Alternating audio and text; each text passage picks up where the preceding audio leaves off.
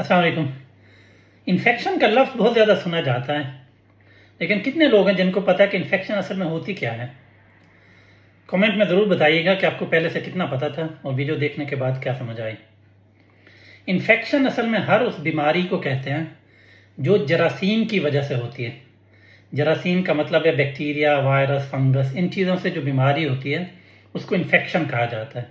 Infection का मतलब सिर्फ ये नहीं कि कोई ज़ख़म के अंदर पस आ गया तो उसको इन्फेक्शन कहते हैं, या कोई बहुत ज़्यादा खांसी हो रही है बलगम के साथ तो लोग कहते हैं इसको इन्फेक्शन हो गई है। चूँकि इन्फेक्शन मुख्तलिफ जरासीम से होती है, या बैक्टीरिया से हो सकती है, या वायरस से हो सकती है। जिस तरह से आप अगर टाइफाइड का कहें तो वो टाइफाइड का बैक्टीरिया होता है, सैल्मोनेला टाइफाई कहते हैं उसको। टीबी का जो होता है वो भी एक बैक्टीरिया की किस्म होती है जिसको माइकोबैक्टीरियम ट्यूबरकुलोसिस कहते हैं। लेकिन कुछ बीमारियां ऐसी होती हैं जो वायरस से होती हैं।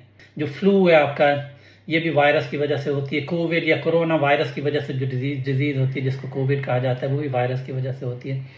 अब ये समझना बड़ा ज़रूरी है, जो एंटीबायोटिक्स होते हैं, एंटीबायोटिक्स सिर्फ बैक्टीरियल इन्फेक्शन के लिए होते हैं, वो वायरस को मारने के लिए नहीं होती हैं। जैसे कि किसी को फ्लू हो गया अगर, तो फ्लू का इलाज एंटीबायोटिक से नहीं होता।